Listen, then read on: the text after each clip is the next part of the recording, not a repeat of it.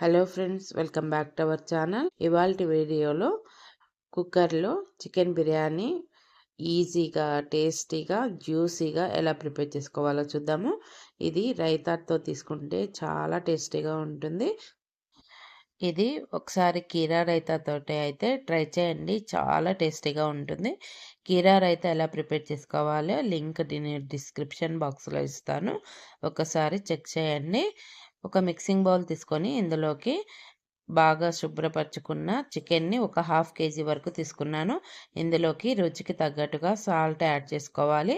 2 table స్పూన్ల వరకు కారము, 1 టేబుల్ స్పూన్ వరకు ధనియా పౌడరు, ఒక హాఫ్ టేబుల్ స్పూన్ వరకు పసుపు యాడ్ చేసుకోవాలి.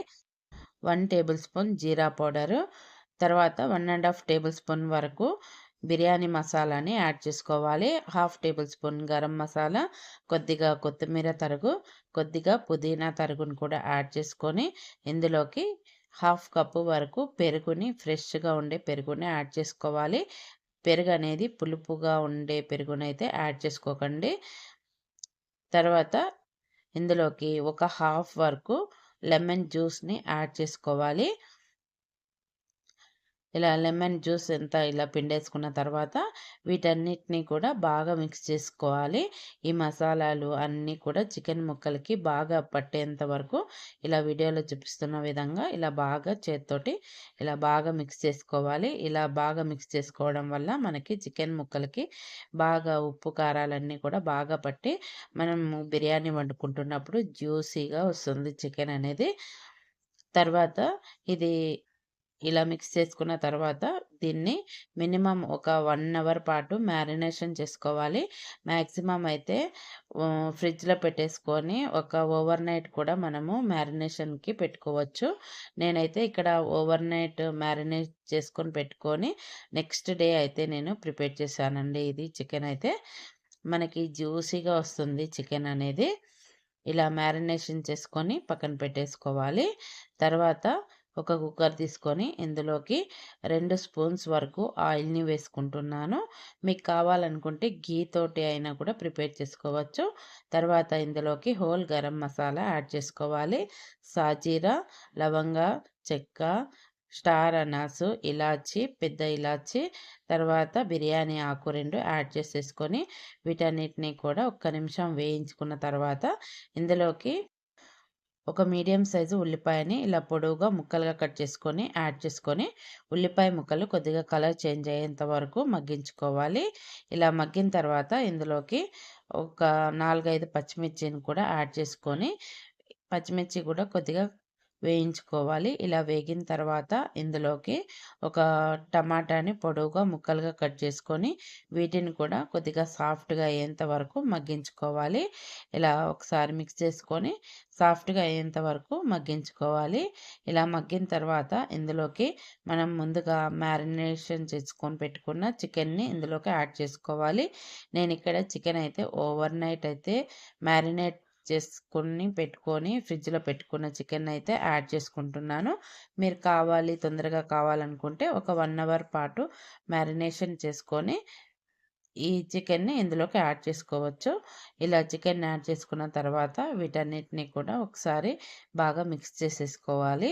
ఇలా మిక్స్ చేసుకున్న తర్వాత మూత పెట్టేసుకొని చికెన్లో నుంచి ఆ వాటర్ మనకి రిలీజ్ అవుతుంది కదా, చికెన్లో నుంచి ఆ వాటర్ రిలీజ్ అయ్యి కొద్దిగా మళ్ళీ ఇంకిపోయేంత వరకు చికెన్ అయితే ఉడికించుకోవాలి.